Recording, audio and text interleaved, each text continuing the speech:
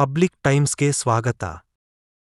ಇದರಲ್ಲಿ ಕೇಳ್ಬಂತು ಅವರೇ ಇದರಿಂದ ಡೈರೆಕ್ಟರ್ ಅನ್ನೋ ನಿಟ್ಟಿನಲ್ಲಿ ಹಿಂದೆ ರಮೇಶ್ ಜಾರಕಿಹೊಳಿ ಆದಾಗ ಅವ್ರ ಹೆಸರು ಕೇಳ್ಬಂತು. ಇವಾಗ ಪ್ರಜ್ವಲ್ ವಿಚಾರದಲ್ಲೂ ಅವರೇ ಸಿಡಿ ಫ್ಯಾಕ್ಟರಿ ಇಟ್ಕೊಂಡಿದ್ದಾರೆ ಅನ್ನೋ ಆರೋಪ ಮಾಡ್ತಾರೆ. ನಾನು ಹೇಳ್ತಿದ್ದೀನಲ್ಲ, ನಾನು DK ಶಿವಕುಮಾರೇ ಪೆನ್ ಡ್ರೈವ್ ಫ್ಯಾಕ್ಟ್ರಿ ಮಾಲೀಕ ಅಂತಲೂ ಹೇಳಲ್ಲ. ಮಾನ್ಯ ಕುಮಾರಸ್ವಾಮಿ ಅವರು ಇದರಲ್ಲಿ ದೊಡ್ಡ ಪಾತ್ರ ಇದೆ ಅಂತಲೂ ಹೇಳೋದಿಲ್ಲ. ನಾನು ಹೇಳೋದೇನು, ಒಟ್ಟಾರೆ ಕರ್ನಾಟಕ ರಾಜ್ಯದ ಜನ ದೇಶದ ಪ್ರಪಂಚದ ಮುಂದೆ ನಾವು ಬೆತ್ತಲೆ ಆಗಿಬಿಟ್ಟಿದ್ದೀವಿ. ಹೆಣ್ಣನ್ನು ನಮ್ಮ ತಾಯಿ ಅಂತ ಕರೆಯುವಂಥ ಹೆಣ್ಣಿಗೆ ಇಷ್ಟು ಅಪಮಾನ ಆಗಿರೋದು ಮೊದಲನೇ ಬಾರಿ. ನಾನು ಸಿದ್ದರಾಮಯ್ಯನವರಿಗೆ, ಗೃಹ ಮಂತ್ರಿಗಳಿಗೆ ಕೈ ಮುಗಿದು ಪ್ರಾರ್ಥನೆ ಮಾಡ್ತೇನೆ, ಇದು ನಿಮ್ಮ ಕೈಯಲ್ಲಿ ಆಗಲ್ಲ, ಕೊಟ್ಬಿಡಿ CBIಗೆ. ನಾವೇ ಮಾಡ್ತೀವಿ, ನಮಗೆ ಶಕ್ತಿ ಇದೆ, ನಮ್ಮ ಪೊಲೀಸ್ನವ್ರು ಅಷ್ಟು ವೀಕಾ. ಪೊಲೀಸ್ನವ್ರ ಬಗ್ಗೆ ನಾನು ಅಪಮಾನ ಮಾಡಲ್ಲ. ಆದರೆ ನೀವು CBI ಕೊಡಲಿಲ್ಲ ಅಂತಂದರೆ ಈಗ ಏನೇ ನೀವು ರಿಪೋರ್ಟ್ ಕೊಟ್ಟರು ಪೊಲೀಸ್ದು ಸರ್ಕಾರ ಅದನ್ನು ಮಾಡಿಸಿದೆ ಅನ್ನೋಂಥ ಭಾವನೆ ಬಂದ್ಬಿಡುತ್ತೆ. DK ಶಿವಕುಮಾರ್ ಬಗ್ಗೆನೂ ಆಪಾದನೆ ಮಾಡಲ್ಲ, ಕುಮಾರಸ್ವಾಮಿ ಬಗ್ಗೆನೂ ಆಪಾದನೆ ಮಾಡಲ್ಲ. ನೀವಿಬ್ಬರೂ ಕೂಡ ಒಳ್ಳೆಯರೇ, CBI ಕೊಡಿ. ಅದಕ್ಕೋಸ್ಕರ ಹೇಳ್ತಾ ಇರೋದು, ಇಂಥ ಸಂದರ್ಭ ನಮ್ಮ ರಾಜ್ಯದ ಇತಿಹಾಸದಲ್ಲಿ ಬಂದಿಲ್ಲ, ಇದನ್ನು ಗಮನಿಸಿ ಅನ್ನೋಂಥ ಪ್ರಾರ್ಥನೆ ಮಾಡಿ. ನಾನು ಹೇಳ್ತಿದ್ದೀನಲ್ರಿ, ಈ ಜಾತೀಯತೆಗೆ ಹೋಗಬೇಕು.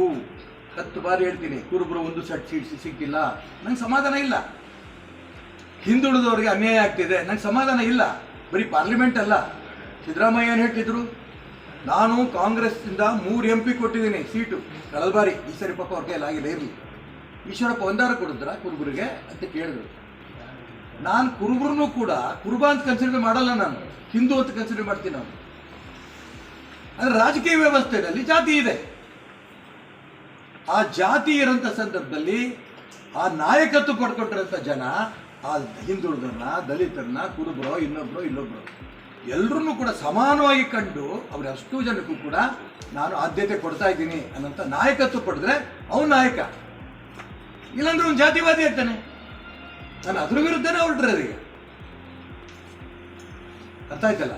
ಎಲ್ಲ ಸಮಾಜಕ್ಕೆ ಹಿಂದುಳಿದವರು, ಅದರಲ್ಲಿ ಕುರುಬರು ಸೇರಿದ್ದಾರೆ, ಎಲ್ರಿಗೂ ಸೇರಿ ಬೇಡ ಬಿಡಪ್ಪ, ಎಲ್ರಿಗೂ ನ್ಯಾಯ ಸಿಗಬೇಕು.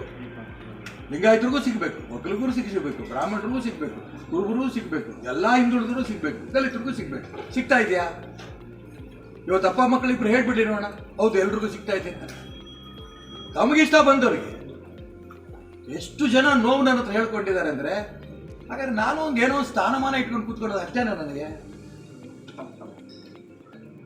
ಎಲ್ಲ ಅನುಭವಿಸ್ಬಿಟ್ಟಿದ್ದೀನಿ. ನಾನು 5 ಬಾರಿ MLA ಆಗಿದ್ದೀನಿ, ಅನೇಕ ಡಿಪಾರ್ಟ್ಮೆಂಟ್ ಮಂತ್ರಿ ಆಗಿದ್ದೀನಿ, ಉಪಮುಖ್ಯಮಂತ್ರಿ ಆಗಿದ್ದೀನಿ. ನಾನು ಈ ಪಕ್ಷದ ಋಣ ತೀರಿಸ್ಬೇಕು ಧ್ವನಿಯಾಗಿ ನಿಂತಿದ್ದೀನಿ. ಅನೇಕರು ಹೇಳಿದ್ರು, ನಿಮ್ಮ ಮುಂದಿನ ರಾಜಕೀಯ ಭವಿಷ್ಯ ಏನು, ನಿಮ್ಮ ಮಗನ ರಾಜಕೀಯ ಭವಿಷ್ಯ ಏನು, ಪ್ರಶ್ನೆಗಳು ಕೇಳಿದ್ರು. ನಾನು ನನ್ನ ಮಗನ ರಾಜಕೀಯ ಭವಿಷ್ಯಕ್ಕೆ, ನನ್ನ ರಾಜಕೀಯ ಭವಿಷ್ಯಕ್ಕೋಸ್ಕರ ಈ ಒಂದು ಪಕ್ಷ ನನ್ನ ಪಕ್ಷದಲ್ಲಿಲ್ಲ. ಈ ಪಕ್ಷ ನನ್ನ ತಾಯಿ ಅಂತ ತೀರ್ಮಾನ ಮಾಡಿದ್ದೀನಿ. ಈ ಪಕ್ಷಕ್ಕೆ ನ್ಯಾಯ ಸಿಗಬೇಕು. ನ್ಯಾಯ ಸಿಗಂತ ತಾಯಿ ಸ್ಥಾನದಲ್ಲಿ ನಾಯಕರು ಉಳಿಬೇಕು. ಪಕ್ಷದಲ್ಲಿ ನಾಯಕರು ಅವರ ಆ ಸ್ಥಿತಿಯಲ್ಲಿ ಇವತ್ತಿಲ್ಲ ಕರ್ನಾಟಕ ರಾಜ್ಯದಲ್ಲಿ. ಅದಕ್ಕೋಸ್ಕರ ನೀವು ಹೊರಡಿ ಆರೋಪ ಮಾಡಿಕೊಂಡ್ರು. ಇಡೀ ಸ್ಟೇಷನನ್ನೇ ಧ್ವಂಸ ಮಾಡುವ ನಿಟ್ಟಿನಲ್ಲಿ ಪೊಲೀಸರ ವಾಹನಗಳನ್ನು ಚಟಂಗೊಳಿಸುವಂಥದ್ದು, ಕಾನೂನು ಸುವ್ಯವಸ್ಥೆ ಹೇಗೆ ಪೊಲೀಸರಿಗೇನೆ ಈ ಥರ ಇದೆ. ಇದು ರಾಜ್ಯ ಸರ್ಕಾರ ಒಂದು ಕಣ್ಣಿಗೆ ಬೆಣ್ಣೆ ಮತ್ತೊಂದು ಕಣ್ಣಿಗೆ ಸುಣ್ಣ, ಈ ಒಂದು ವ್ಯವಸ್ಥೆ ಮಾಡ್ತಾರೆ. ತುಂಬ ನನಗೆ ನೋವಾಗಿದೆ. ಆದಿಲ್ ಅವರ ತಂದೆನೇ ಇವತ್ತು ಪತ್ರಿಕೆಗಳಲ್ಲಿ ಓದಿದೆ ನಾನು, 2 ಹೇಳಿಕೆಗಳು ಕೊಟ್ಟಿದ್ದಾರೆ ಅವರೇನೆ. ಅವನಿಗೆ BP ಲೋ ಆಗಿ ಸತ್ತಿದ್ದಾನೆ ಅನ್ನೋದು ಒಂದು, ಮತ್ತೊಂದು ಕಡೆ ಹೇಳ್ತಾ ಇದ್ದಾರೆ ಅದನ್ನು ಲಾಕಪ್ ಡೆತ್ ಮಾಡಿದ್ದಾರೆ ಅಂತ, ಮತ್ತು ಅದಕ್ಕೆ ಪರಿಹಾರ ಕೊಡಿ ಅಂತ. ಯಾಕೆ ಇಲ್ಲಿ ತನಕನೂ ಕೂಡ ರಾಜ್ಯ ಸರ್ಕಾರ ಅವ್ರಿಗೆ ಪರಿಹಾರ ಘೋಷಣೆ ಮಾಡಿಲ್ವೋ ನಂಗೆ ಇನ್ನೂ ಆಶ್ಚರ್ಯ. ಒಬ್ಬ ಮುಸಲ್ಮಾನ್ ಅಂತಿದ್ದಂಗೆ ಘೋಷಣೆ ಮಾಡೋಂಥ ಒಂದು ಪದ್ಧತಿ ನಮ್ಮ ರಾಜ್ಯ ಸರ್ಕಾರದಿದೆ.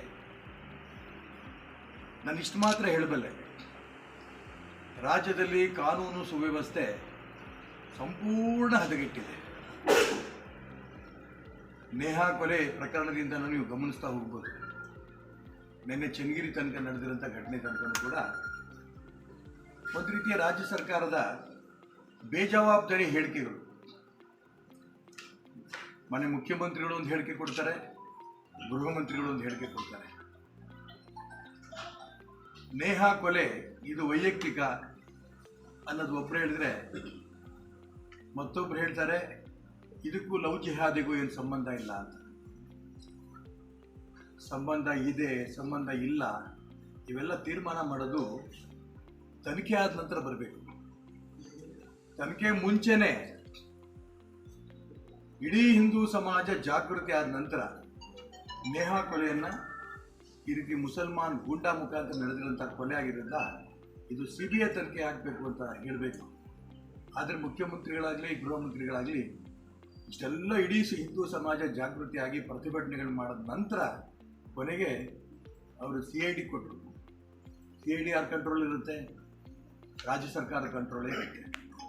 ಮುಖ್ಯಮಂತ್ರಿ ಗೃಹ ಮಂತ್ರಿಗಳಿಗೆ ಹೇಳಿಕೆ ಕೊಟ್ಟ ನಂತರ CID ರಿಪೋರ್ಟ್ ಏನು ಕೊಡ್ತಾರೆ? ಸರ್ಕಾರ ಏನು ಹೇಳಿಕೆ ಕೊಟ್ಟದ್ದು ಅದೇ ರಿಪೋರ್ಟ್ CID ಕೂಡ ಕೊಡುತ್ತೆ. ಅದಕ್ಕೋಸ್ಕರ ನಾನು ಒತ್ತಾಯ ಮಾಡ್ತಿದ್ದೀನಿ, ಈ ರೀತಿ ಅನೇಕ ಕೊಲೆಗಳಾಗ್ತಾ ಇದೆ.